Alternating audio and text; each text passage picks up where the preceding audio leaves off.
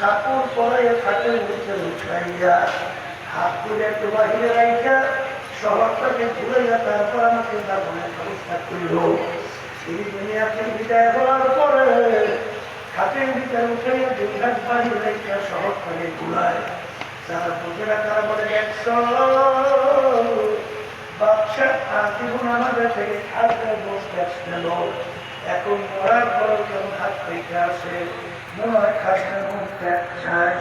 কিন্তু আগে মনে পড়ে ও বোকারা তোরা তো বুঝু নাই, আস্তে আস্তে কান্দারের পেছার আগে ওসিয়ত করছিল হাত বাড়িয়েছে করে দাফন করার জন্য। তিনি তামাম দুনিয়ার মানুষকে বুঝাতে চায় ও তামাম দুনিয়ার মানুষেরা আমি বাদশা সেকান্দারের মতো এত বড় বাদশা মনে বুঝবার কেউ দেখতে পারবি না।